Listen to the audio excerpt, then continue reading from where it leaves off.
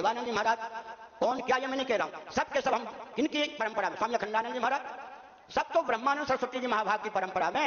केवल पूज्यपाद श्रीमद जगत गुरु ज्योतिष पीठाधीश्वर ब्रह्मलीन ब्रह्मानंद सरस्वती महाभाग की परंपरा में जितने व्यक्ति जीवित सत्य सिद्ध हैं, उन्हीं में संगठन हो जाए तो 7 दिनों में पूरा विश्व हमारे आगे अंगत हो जाए। आज आप देखिए, 4 जगत गुरु शंकराचार्य की गद्दी की दृष्टि से हम इधर उधर की बात नहीं करते। आखिर मान्य श्री स्वरूपानंद सरस्वती जी महाभाग पूज्यपाद में कह रहा हूं, किसी की निंदा नहीं करता मैं भी। तो 3 पीठों पर तो श्री ब्रह्मानंद महाराज का अनुग्रह पात्र ही हम बैठे हैं, इधर से लें उधर से लें। फिर क्या बात है कि पोप हम पर शासन कर रहे हैं, हम भारत का भी शासन नहीं कर सकते। सत्ता लोलुपता दूरदर्शिता के चपेट से किसी राजनीतिक दल को मुक्त नहीं कर सकते। बीच में आलस और अहंकार न होता तो सारे विश्व में हम छाए होते, समझ गए।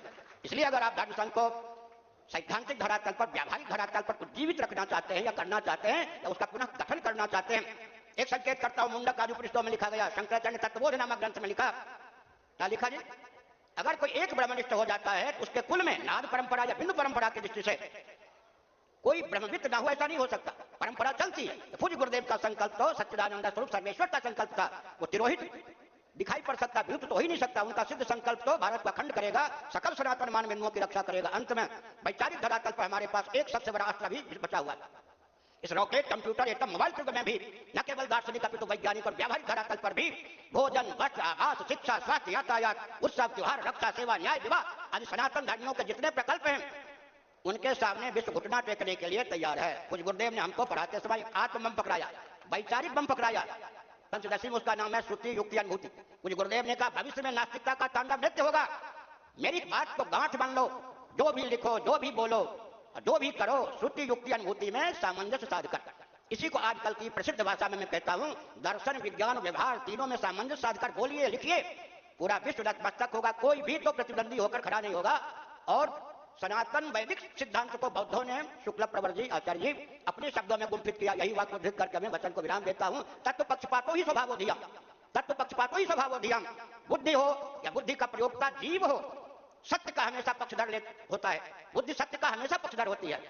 जीव अधम से अधम क्यों ना हो, तो स्वयं सत्य का ही पक्षधर होता है। तत्व पक्षपातो ही स्वभावो धियम। कोई कम्युनिस्ट है, कोई क्रिश्चियन है, कोई मुस्लिम है, कोई पारसी है, तरह तरह के लोग हैं। लेकिन अगर इस रॉकेट, कंप्यूटर, एटम, मोबाइल युग में भी दार्शनिक, वैज्ञानिक और व्यावहारिक धरातल पर सामंजस्य साधकर लोभ, भय, कोरी भावुकता, अविवेक के वशीभूत न होकर बोला जाए, पूरा विश्व हमारा अनुगमन करने के लिए तैयार है। हमारे पूर्वजों ने, विशेषकर ब्राह्मणों ने, विश्व को अर्थशास्त्र दिया, काम शास्त्र दिया, धर्म शास्त्र दिया, मोक्ष शास्त्र दिया, चिकित्सा शास्त्र दिया, गणित विज्ञान दिया, वास्तु विज्ञान दिया। कौन ऐसी शुक्ल नीति के अनुसार 32 विद्या, कौन ऐसी शुक्ल नीति के अनुसार 64 कला, जिसमें समग्र विद्या और कला का अंतर्भाव होता है, तो वैदिक महर्षियों ने विश्व को न दिया हो। अंत में आपके मनोविनोद के लिए, शुक्ल नीति के अनुसार वाक इंद्रिय का उपयोग और विनियोग होने पर जिसकी सिद्धि होती है, उसका नाम विद्या है।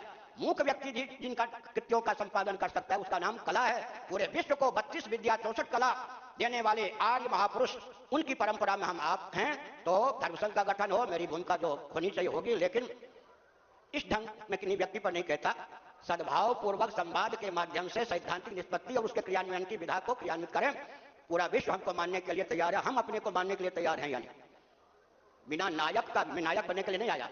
जो ईश्वर के घर से नायक बन के आता है, उसको आप विनायक बना सकते हैं, विधायक बनाने की जरूरत नहीं है, वो तो अपने आप। मैं एक संकेत करता हूं, जिस वर्ग के पास, जिस कौम के पास कोई नेता नहीं, पथ प्रदर्शक नहीं, सबके सब अपने को नेता, बुद्धिमान, सर्वज्ञ ही मानते हो, संघ के नाम पर असंगठन है, असंग है। संघ की परिभाषा को चरितार्थ कीजिए। अपना अहंकार को दबाना पड़ता है और धीरे धीरे अहंकार के शोधन का मार्ग अपनाना पड़ता है। संघ हंसी खेल की चीज नहीं है। मैं भी 8 वर्षों से संस्थाओं में, आज तक आरएसएस की शाखा में या उनके मन पर नहीं गया, ब्रह्म कुमारी आदि के मन पर नहीं, वो लोग सब आते, लेकिन मैं भी 8 वर्षों की आयु से संस्थाओं में काम करता हूं। मेरा अनुभव है कि संगठन के लिए अहंकार और आलस्य का शोधन करना पड़ता है। मोक्ष मार्ग के लिए भी अहंकार और आलस्य परिपंथी है।